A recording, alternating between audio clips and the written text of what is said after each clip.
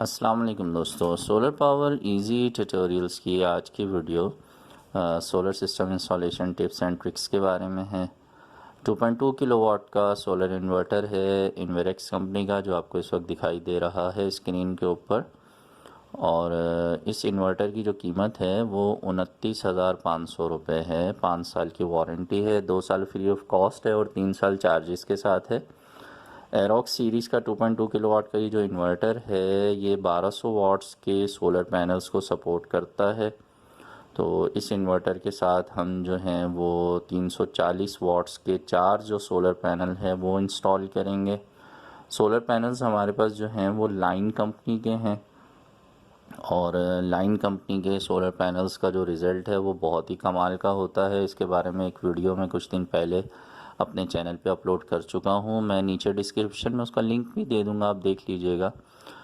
Solar panels को check करने का तरीका भी इसी वीडियो में आपको नज़र आएगा। और इसके अलावा जो है और भी कुछ ऐसी बातें हैं जो इंस्टॉलेशन के दौरान सामने आती हैं, जिनसे हमें भी बहुत कुछ सीखने को मिलता है। और उन बातों को देखते हुए मेरी ख्वाहिश रहती है कि वो तमाम चीज़ें आपसे भी शेयर की जाएं, ताकि जिनको भी सोलर सिस्टम में इंटरेस्ट है उनकी मालूमात में इजाफ़ा हो।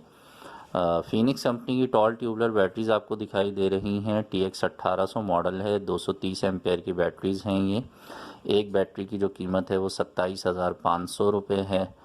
और इसके अलावा जो है वो यहाँ पर हम लाइन कंपनी के जो सोलर पैनल्स हैं उन्हें जब इंस्टॉल करने लगे तो छत पर जाने के बाद हमें इस बात का पता चला कि जो जिस जगह पे हमें ये पैनल्स लगाने हैं वहाँ पर जो चारों तरफ की दीवारें हैं वो इतनी ऊंची हैं कि सुबह और शाम के टाइम पर सोलर पैनल्स पर उन दीवारों का साया आ जाएगा।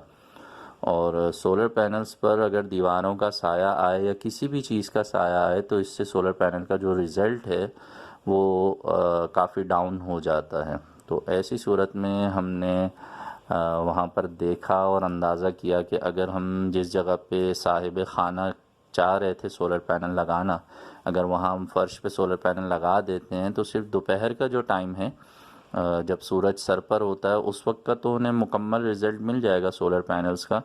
लेकिन सुबह और शाम के टाइम पे दीवारों और पानी की टैंकी का जो साया है वो सोलर पैनल के रिज़ल्ट को काफ़ी हद तक मुतासर करेगा।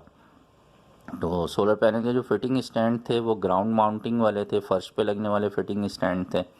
तो वहाँ पर हमने फिर ये डिसाइड किया, मशवरा किया आपस में कि हम ऐसा करते हैं कि सोलर पैनल्स को ऊंचा करके फ़िट करते हैं।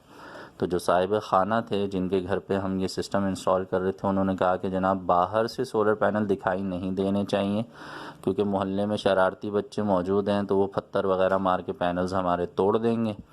तो ऐसी सूरत में फिर ये डिसाइड किया कि पैनल्स को दरमियान में ही रखा जाए लेकिन ऊंचा कर दिया जाए ताकि दीवारों का साया ना आ सके।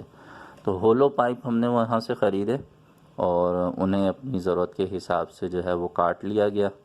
और फिर उन पर रेड ऑक्साइड लगाने के बाद जो है इन पाइपों को जो पुराने घी के कनस्तर होते हैं उनमें सीमेंट की मदद से मजबूती के साथ जो है वो जमा दिया गया। और एक दिन जो है वो सूखने के लिए दिया गया।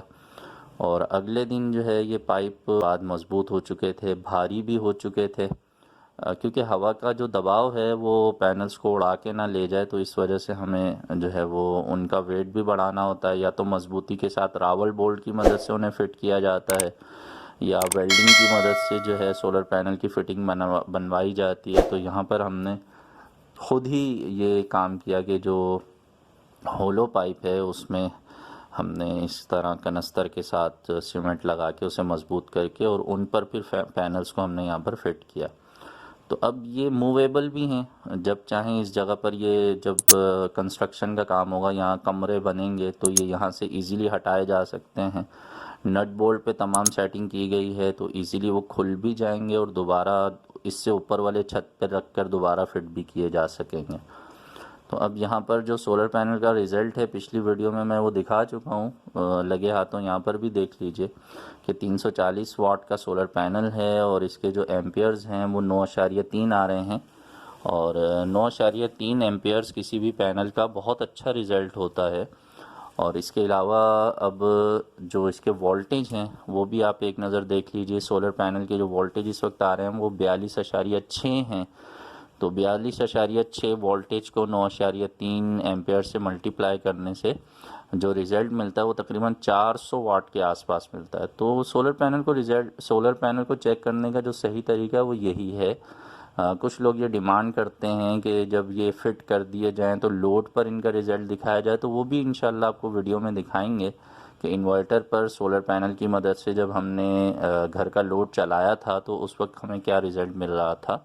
लेकिन ये जहन में रखिएगा कि सोलर पैनल को हमेशा जब भी चेक करना हो तो उसके चेक करने का तरीकाकार यही होता है कि उसे धूप में रख दिया जाए और सिस्टम से हटाकर उसके वोल्टेज और एम्पेयर्स को टेस्ट किया जाए। गूगल से आप सोलर पैनल के वॉट्स को चेक करने का तरीका अगर सर्च करेंगे तो आपको यही तरीका वहाँ पर भी मिलेगा। हमने यहाँ पर दो सोलर पैनल्स की सीरीज़ बनाई है। तो 2 सोलर पैनल्स की सीरीज़ बनाने के बाद जो वोल्टेज हैं वो 85 हो गए हैं, 85 हो गए हैं। उसकी वजह ये है कि जो इन्वर्टर है हमारा वो 30 से 80 वोल्टेज पे काम करता है और मैक्सिमम जो हम उसे वोल्टेज दे सकते हैं वो 100 है, 100 वोल्ट हम उसको दे सकते हैं। तो दो पैनल को हमने सीरीज़ किया है, 85 वोल्ट उनके बन गए हैं। उसके बाद हम उनको आपस में पैरेलल कर देंगे।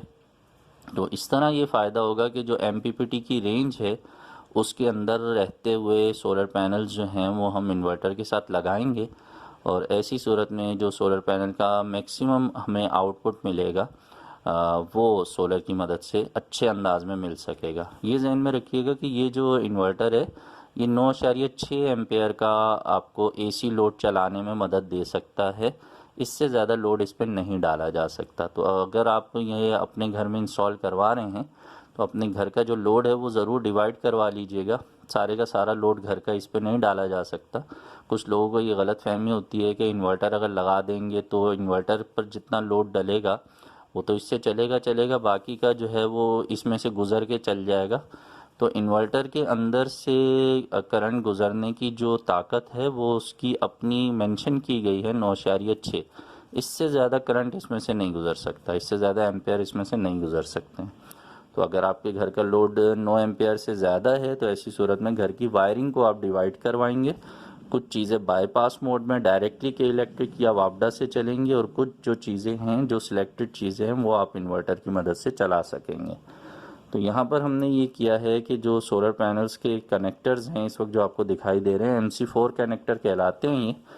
तो हमने जो नीचे वायर लेकर जानी है, एक्सटेंशन वायर जो है, उसके आगे हमने दो मेल फीमेल जो है वो कनेक्टर्स लगा दिए थे ताकि सोलर पैनल की वायर्स को काटे बगैर हम सही तरीके से उन्हें कनेक्ट कर सकें और जब ज़रूरत पड़े ये सोलर पैनल्स खोलने हों तो ये इजीली मेल फीमेल कनेक्टर्स हैं तो ये खोल दिए जाएं। सोलर पैनल्स की वायर्स को ना काटा जाए।